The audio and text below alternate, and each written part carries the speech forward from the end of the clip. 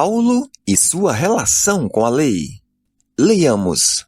De fato, a lei é santa, e o mandamento é santo, justo e bom. Romanos capítulo 7, versos 12. Esse é um dos versículos mais usados pelos adventistas na tentativa de provar a obrigatoriedade da guarda da lei do Antigo Testamento. Citam o versículo sem considerar o contexto. Analisemos o contexto da passagem para ver o sentido em que o versículo foi inserido no texto. Dos versos 9 ao 25, Paulo está descrevendo o que é a vida daqueles que tentam servir a Deus ainda no legalismo, com algumas regras da antiga aliança. E por que ele fala isso? Porque ele, como ex-fariseu, viveu isso. Ele começa a falar colocando no presente o que ele viveu, como ele agia e sentia quando estava debaixo da lei. Ele tenta fazer com que os seus ouvintes, os judeus recém-convertidos, se identifiquem com o que ele está dizendo. Leiamos. Antes eu vivia sem lei, mas, quando o mandamento veio, o pecado reviveu, e eu morri. Descobri que o próprio mandamento, destinado a produzir vida, na verdade, produziu morte. Versos 9 e 10. Olha o que Paulo descobriu depois que ele se converteu. Continuemos. Pois o pecado, aproveitando a oportunidade dada pelo mandamento, enganou-me, e por meio do mandamento, me matou. Versos 11. E nesse contexto, Paulo insere a declaração: de fato, a lei é santa e o mandamento é santo, justo e bom. Versos 12. A leitura desse versículo, de forma isolada, sem considerar o que Paulo diz antes e depois, pode-se fazer uma interpretação totalmente deturpada do que, de fato, Paulo estava dizendo. Paulo está se colocando na situação de antigo fariseu. O que acontecia com ele? Ele está mostrando como um legalista se sente quando quer se justificar pela lei. Vejamos. E então, o que é bom se tornou em morte para mim? De maneira nenhuma. Mas, para que o pecado se mostrasse como pecado, ele produziu morte em mim por meio do que era bom, de modo que por meio do mandamento ele se mostrasse extremamente pecaminoso. Sabemos que a lei é espiritual. Eu, contudo, não o sou, pois fui vendido como escravo ao pecado. Não entendo o que faço, pois não faço o que desejo, mas o que odeio. E se faço o que não desejo, admito que a lei é boa. Nesse caso, não sou mais eu quem o faz, mas o pecado que habita em mim. Sei que nada de bom habita em mim, isto é, em minha carne, porque tenho o desejo de fazer o que é bom, mas não consigo realizá-lo. Pois o que faço não é o bem que desejo, mas o mal que não quero fazer. Esse eu continuo fazendo. Ora, se faço o que não quero, já não sou eu quem o faz, mas o pecado que habita em mim. Assim, encontro esta lei que atua em mim. Quando quero fazer o bem, o mal está junto de mim. Pois, no íntimo do meu ser, tenho prazer na lei de Deus. Mas vejo outra lei atuando nos membros do meu corpo, guerreando contra a lei da minha mente, tornando-me prisioneiro da lei do pecado, que atua em meus membros. Versos 13 a 23. Veja que há um conflito para aqueles que estão debaixo da lei. E o que Paulo está dizendo? Ele está dizendo ao judeu: eu sei que você passa por isso. Eu não estou dizendo que a lei é ruim. Pelo contrário, ela é boa. Ela é santa. O que eu estou dizendo é que o problema não está na lei, mas no homem. Está em você. Que você é que não consegue guardá-la.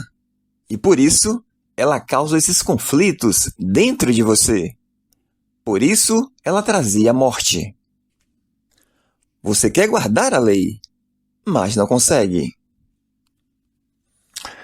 E aí, Paulo dá graças a Deus por Cristo Jesus. Vejamos. Miserável homem que sou, quem me libertará do corpo sujeito a esta morte? Graças a Deus por Jesus Cristo, nosso Senhor, de modo que, com a mente, eu próprio sou escravo da lei de Deus, mas com a carne, da lei do pecado. Versos 24 e 25. Paulo confirma isso no capítulo seguinte. Leiamos. Porque aquilo que a lei não podia fazer, por causa da fraqueza da carne, isso Deus fez, enviando seu próprio Filho em semelhança de carne pecaminosa, e no que diz respeito ao pecado. E assim Deus condenou o pecado na carne. Romanos capítulo 8, versos 3. Então, essa passagem deve ser interpretada olhando sob qual perspectiva Paulo está falando. Apesar de Paulo enaltecer a lei, ele deixa claro a condição dos novos convertidos a Cristo em relação à lei do Antigo Testamento. Vejamos o que ele diz no início desse contexto. Ou vocês não sabem, irmãos, pois falo aos que conhecem a lei, que a lei tem domínio sobre uma pessoa apenas enquanto ela está viva?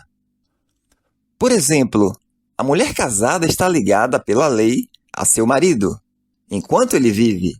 Mas, se o marido morrer, ela ficará livre da lei conjugal. De modo que será considerada adúltera se, enquanto o marido estiver vivo, ela se unir com outro homem. Mas, se o marido morrer, ela estará livre da lei e não será adúltera se casar com outro homem. Assim, meus irmãos, também vocês morreram para a lei, por meio do corpo de Cristo, para que pertençam a outro, a saber, àquele que ressuscitou dentre os mortos, a fim de que frutifiquemos para Deus. Porque, quando vivíamos segundo a carne, as paixões pecaminosas, despertadas pela lei, operavam em nossos membros, a fim de frutificarem para a morte. Agora, porém, estamos livres da lei, pois morremos para aquilo a que estávamos sujeitos, para que sirvamos da maneira nova, segundo o Espírito, e não da maneira antiga, segundo a letra. Romanos capítulo 7, versos 1 a 6. O texto é claro em dizer que não estamos mais submissos à lei. Como isso colide com o que é ensinado no Adventismo, os adventistas tentam distorcer. Dizem que livres da lei é livres de sua condenação. Mas não é apenas esse o sentido, visto que Paulo faz uma analogia usando o casamento, o marido representando a lei e a mulher representando o crente. Ele diz que enquanto o marido vive, a mulher está submissa à lei do marido, mas morto o marido, ela já não está mais sujeita à lei conjugal. Ou seja, não estamos mais submissos à lei do Antigo Testamento, pois morremos para ela, para pertencermos a outro, a Cristo. Estamos, simbolicamente, casados com Cristo. Mortos para aquilo a que estávamos sujeitos, os adventistas vão dizer que é mortos para o pecado. No entanto, o texto é claro em dizer que é mortos para a lei. Mortos para o pecado, Paulo fala no capítulo anterior. Leiamos. Que diremos então? Continuaremos pecando para que a graça aumente? De maneira nenhuma. Nós, os que morremos para o pecado, como poderemos continuar vivendo nele? Romanos capítulo 6, versos 1 e 2. Portanto, morto para o pecado é uma coisa, morto para a lei é outra coisa. Assim como estamos mortos para o pecado, estamos mortos para a lei. Sirvamos da maneira nova, segundo o Espírito, e não da maneira antiga, segundo a letra. Os adventistas vão dizer que significa que agora somos servos de Deus e não de Satanás. Bom, o que quer dizer é que agora em Cristo não vivemos pela lei da antiga aliança, mas pela lei da nova aliança, pela lei de Cristo. Por fim, eles vão dizer que quando Paulo fala mortos e livres da lei, Paulo se referia à lei cerimonial. Entretanto, Paulo fala da lei como um todo. Inclusive, no verso 7, ele faz referência ao decálogo. Vejamos. Que diremos então? Que a lei é pecado? De modo nenhum. Mas eu não teria conhecido o pecado a não ser por meio da lei. Porque não teria conhecido a cobiça se a lei não tivesse dito, não cobice. Verso 7. Ora, onde está escrito o mandamento, não cobiçarás? No Decálogo. Mais um argumento falacioso. Portanto, a lei cumpriu sua função, que era mostrar ao homem o pecado e conduzi-lo a Cristo. Os que aceitam a Cristo verdadeiramente agora têm um outro tutor. Já não estamos mais sob a tutela da lei, conforme o mesmo Paulo ratifica em Gálatas capítulo 3, versos 23 a 25. Não estamos mais sob a pressão da lei. O peso da lei não está mais sobre os nossos ombros. Jesus colocou sobre ele, na justificação realizada na cruz. Romanos 7, versos 12, é mais um exemplo da velha prática dos adventistas. Usar verso isolado, ignorando o contexto, para encaixarem nas suas doutrinas.